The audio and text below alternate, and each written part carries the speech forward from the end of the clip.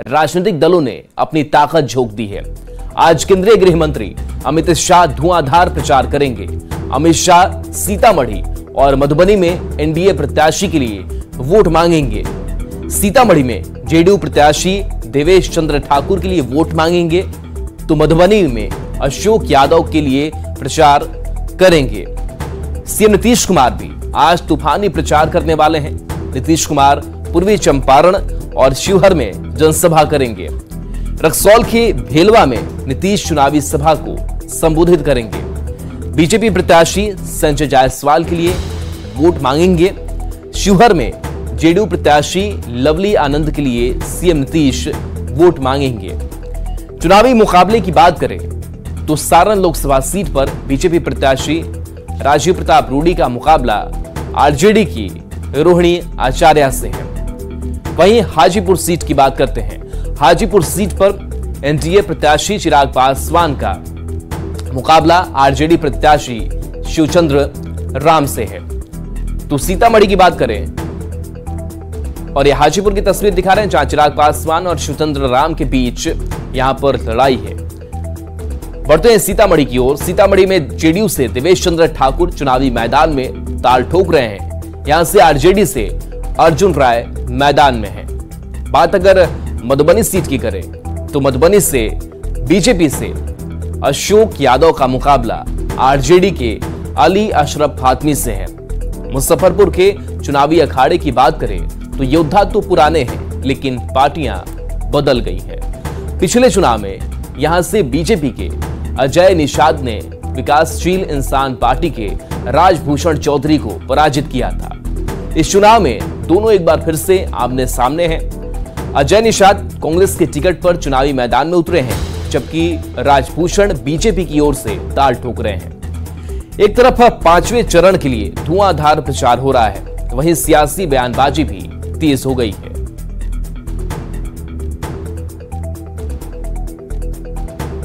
चुनाव पूरा हो चुके हैं। इंडिया गठबंधन मजबूत स्थिति में है। हिंदुस्तान की जनता ने मोदी जी की विदाई तय कर दी है। पूरे देश का माहौल देखकर मैं विश्वास के साथ कह सकता हूं 4 जून को इंडिया गठबंधन नई सरकार बनाने जा रही है। अरे राहुल गांधी, सोनिया गांधी देश को छोड़ के भागने वाले हैं। ये जिस ढंग से भारत को तोड़ने की बात कर रहे हैं, लोगों की संपत्ति छीनने की बात कर रहे हैं, मुसलमानों की बात कर रहे हैं, हमको तो लग रहा है ये माई बेटा को कोई देश से प्रेम नहीं है। इस बार 40 से कम, पिछले बार से कम सीट आएगी। ये भारत छोड़ के भागेगा। ये चुनाव मोदी जी को प्रधानमंत्री बनाने का है और हमारे गठबंधन की स्ट्रेंथ भी बहुत अच्छी है। हम निश्चित रूप से बिहार में हमारा गत चुनाव का जो परफॉर्मेंस था उसको रिपीट कर। आर फॉर रिश्वतखोरी, पैसा पैसा पैसा, कमाओ कमीशन, ज फॉर जंगल राज। और ये दल नहीं है, दलदल है, दलदल दलदल। आरजेडी का नाम है रिश्वतखोरी, जंगल राज, दलदल। बिहार में जो हम लोग घूम रहे हैं या जो फीडबैक है या वोटिंग हुआ है, उसका जो पैटर्न है उस पर दो चीज बिल्कुल स्पष्ट दिखाई पड़ रहा है। एक तो लोगों को बिल्कुल क्लैरिटी है कि देश में किसको प्रधानमंत्री बनाना है। चुनाव देश में प्रधानमंत्री बनाने के लिए और सरकार बनाने के लिए हो रही है, और दूसरे तरफ कोई चेहरा नहीं है। और जो मोमेंटम है धीरे धीरे जो बन रहा है वो सही में 400 पार का मोमेंटम है देश में। और देखिए, इस बीच बड़ी खबर है, बिहार में आज से स्कूल का समय बदल चुका है। के पाठक के आदेश के बाद से अब शिक्षकों में भारी आक्रोश देखने को मिल रहा है। सुबह 6 बजे से सभी स्कूलों का संचालन होगा। दोपहर 1:30 बजे तक स्कूल चलेंगे। तो सुबह 6 बजे से 12 बजे तक क्लास चलेगी। दोपहर 12 बजे से 1:30 बजे तक मिशन दक्ष के तहत पढ़ाई होगी। शिक्षकों ने सीएम नीतीश कुमार से इसको लेकर के गुहार लगाई है। के पाठक की मनमानी पर तुरंत रोक लगाने की मांग शिक्षकों ने की है।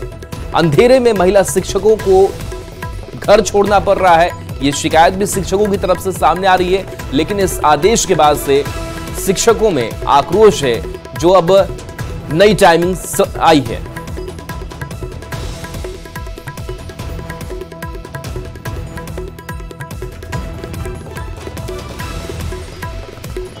तो बिहार में एक बार फिर से शिक्षक और शिक्षा विभाग की अपर मुख्य सचिव के पाठक आमने सामने हैं। नए आदेश के मुताबिक अब स्कूल सुबह 6 बजे से दोपहर 1:30 बजे तक चलेंगे। सरकारी स्कूलों की टाइमिंग बदलने के बाद शिक्षक आक्रोशित हैं। स्कूल की टाइमिंग को लेकर कांग्रेस ने भी सवाल उठाए हैं। कांग्रेस ने के पाठक और बिहार सरकार पर शिक्षकों को प्रताड़ित करने का आरोप लगाया है। कांग्रेस का कहना है कि मानसिक तनाव में शिक्षक क्या अपने जिम्मेवारियों का सही ढंग से निर्वहन कर पाएंगे। और संवाददाता न्यूज 18 संवाददाता रशनीश हमारे साथ जुड़ गए हैं। रशनीश, स्कूलों की टाइमिंग में बदलाव किया गया है। शिकायतें ऐसी हैं कि जब अंधेरा ही रह रहा है तो जो महिला शिक्षक है उनको घर छोड़ना पड़ रहा है, कई परेशानियां आ रही है। क्या नया आदेश है और शिक्षकों का रुख क्या नजर आता है? देखिए, आज 16 मई है और 16 मई से ही आदेश जारी किया गया था कि आज से स्कूल की टाइमिंग बदल जाएगी। और जैसे ही आदेश जारी हुआ उसके बाद जो शिक्षक हैं उनमें आक्रोश तो है, शिक्षक संघ में आक्रोश है। इसके साथ साथ जो एनडीए के जो नेता हैं यानी बीजेपी के एमएलसी जीवन कुमार ने भी सवाल उठाया और साफ तौर से कहा शिक्षकों को मजदूर ना समझें, के पाठक और नेताओं का इम्तिहान ना लेके के पाठक। इसके बाद अब कांग्रेस ने भी एक तरह से ट्वीट कर दिया है। तो कहीं ना कहीं सियासत भी तेज हो गई है और सबसे बड़ी विडंबना यह है कि 6 बजे से स्कूल की टाइमिंग है और सुबह में 5 बजे महिलाओं को घर छोड़ना पड़ रहा है, उससे पहले छोड़ना पड़ रहा है। महिला टीचर जो है एक तरह से असहज महसूस कर रही है, सुरक्षा खतरा सता रहा है। दूसरी तरफ कई जगह से दुर्घटना की भी खबर आ रही है कि शिक्षक जो है स्कूल जाने के दौरान दुर्घटना के शिकार हो गए। तो कहीं ना कहीं सवाल उठ रहा है कि आखिर 6 बजे स्कूल की टाइमिंग क्यों? क्योंकि इससे पहले कहा जा रहा है कि इतिहास में 6 बजे स्कूल की टाइमिंग अब तक नहीं की गई थी। 6:30 बजे के बाद ही आज तक स्कूल का संचालन हुआ है, लेकिन के पाठक ने नया प्रयोग किया है, जिसके बाद बच्चों की उपस्थिति पर भी एक तरह से असर पड़ने लगा है। कहा जा रहा है कि बच्चे जो है काफी कम संख्या में समय पर स्कूल पहुंचे, क्योंकि सुबह 6 बजे बच्चे जो है नहीं उठ पाते हैं। ऐसे में जो स्कूल की टाइमिंग है इसको लेकर शिक्षकों ने साफ तौर से सीएम नीतीश कुमार से गुहार लगाई है कि अब तुरंत संज्ञान ले मुख्यमंत्री, नहीं तो अब आचार संहिता के बाद बड़ा आंदोलन होगा और शिक्षक नेताओं के साथ साथ जो शिक्षक हैं वो सड़क पर उतरेंगे, क्योंकि अब जो है आर पार की लड़ाई लड़ेंगे शिक्षक। जी चलिए, शुक्रिया रशनीश इस अपडेट के लिए आपका। और छपरा से बड़ी खबर है, जहां मदरसा में बम विस्फोट मामले में घटना में घायल एक मौलाना की अब मौत की खबर सामने आ रही है। इलाज के दौरान मौलाना की मौत हो गई है। बम बनाने के दौरान विस्फोट की सूचना मिली। फॉरेंसिक टीम ने घटनास्थल से सैंपल लिए हैं, जांच की जा रही है। गरखा के मोती राजपुर में मदरसा के पास बम बनाते समय विस्फोट में 2 लोग जख्मी हो गए थे। घायलों में मस्जिद का मौलवी इमामुद्दीन भी शामिल है, जिनकी इलाज के दौरान मौत हो गई है। आशंका है कि बम बनाते समय यह विस्फोट हुआ, जिसमें इमामुद्दीन और उसका एक छात्र घायल हो गया। घटना के बाद मौके पर पहुंचे एडिशनल एसपी राजकिशोर सिंह ने मामले की जांच शुरू की है। राजकिशोर सिंह ने बताया कि मौके पर फॉरेंसिक टीम बुलाई गई है। घटना के बाद इलाके में सन्नाटा फैल गया है। इलाके के लोगों ने पहले मामले को दबाने की काफी कोशिश की और घटना को रसोई गैस सिलेंडर में विस्फोट बताया। हालांकि पुलिस को शुरुआती जांच में यहां बम विस्फोट की बात सामने आई है। एसपी ने मामले की जांच के लिए स्पेशल टीम का गठन कर दिया है। पुलिस इस मामले में हर एंगल से जांच कर रही है। फॉरेंसिक जांच रिपोर्ट आने के बाद ही स्पष्ट हो पाएगा कि बम कितना शक्तिशाली था।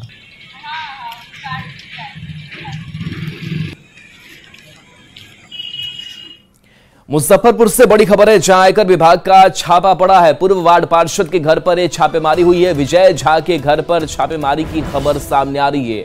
विजय झा की पत्नी वर्तमान पार्षद हैं।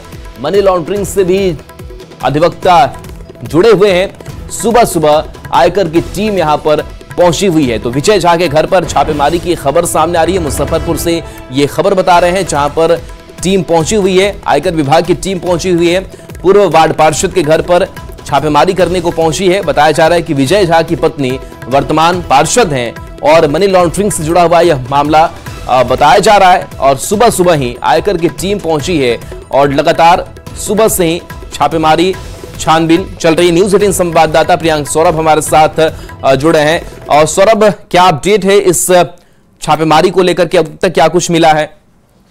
जी, अब तक क्या कुछ मिला है ये तो अपडेट अंदर से नहीं निकल पाया है, लेकिन 8 जगहों पर छापेमारी चल रही है ये कंफर्म हो गया है, क्योंकि विजय झा जो है वो मनी लॉन्ड्रिंग से भी जुड़े हुए हैं, साथ ही साथ प्रॉपर्टी डीलिंग का भी काम कर रहे हैं। और हाल के दिनों में इनको इनसे संबंधित पैसे के लेन देन को लेकर कई तरह की खबरें सामने आई थी, जिसमें एक रेप का भी मामला जो है इन पर आरोप लगा था पैसे लेन देन के मामले में। तो ऐसे में जो है वो बीते कई दिनों से बीते कुछ महीनों से लगातार चर्चा में विजय झा थे। और इसी बीच जो है वो आयकर की टीम आज सुबह सुबह पहुंची है और अलग अलग जगहों पर कहा जा रहा है कि 8 जगहों पर 8 टीम पहुंची है और उनके तमाम जगहों पर वो जो है छापेमारी चल रही है। फिलहाल वह उनकी पत्नी जो है वो वार्ड पार्षद है और वह भी वार्ड पार्षद रह चुके हैं। जी चलिए, शुक्रिया प्रियांक इस अपडेट के लिए आपका। पटना मेडिकल कॉलेज से चोरी किए गए नवजात को पुलिस ने बरामद कर लिया। पुलिस ने 24 घंटे के अंदर मामले का खुलासा किया। पीएमसीएच प्रसूति विभाग से कल बच्चे की चोरी हुई थी, जिसके बाद पुलिस ने तुरंत कार्रवाई की और महिला चोर को गिरफ्तार कर लिया। फिलहाल पुलिस महिला चोर से पूछताछ कर रही है। साथ ही पुलिस ने घटना में और लोगों के शामिल होने की आशंका जताई है। मीडिया प्रभारी लोग, आप सभी भाई को धन्यवाद, और प्रशासन का मदद से हमको जो मदद मिला है और बच्चे का 30 घंटे के आसपास में बरामदी हुआ।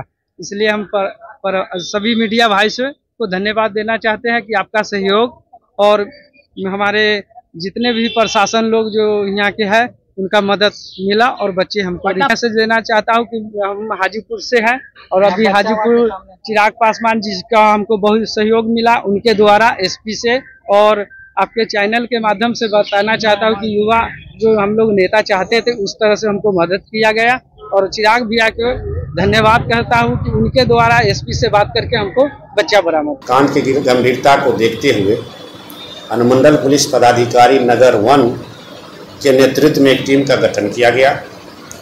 गठित टीम द्वारा तकनीकी अनुसंधान एवं सीसीटीवी का अवलोकन करते हुए 24 घंटा के अंदर कांड दर्ज होने के 24 घंटा के अंदर कांड का सफल उद्भेदन कर लिया गया एवं बच्चा बरामद कर लिया गया।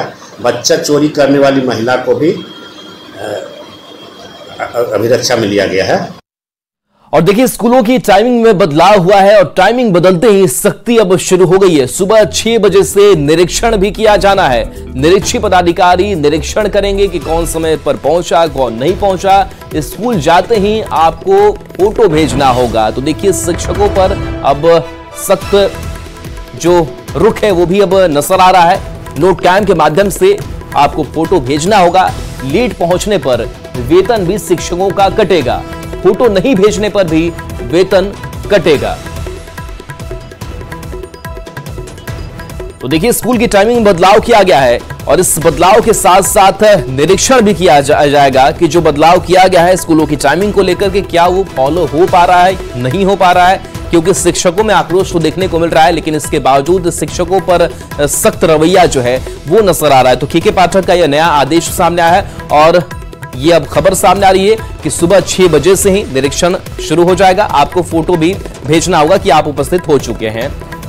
और चलिए, एक ब्रेक का वक्त हो चला।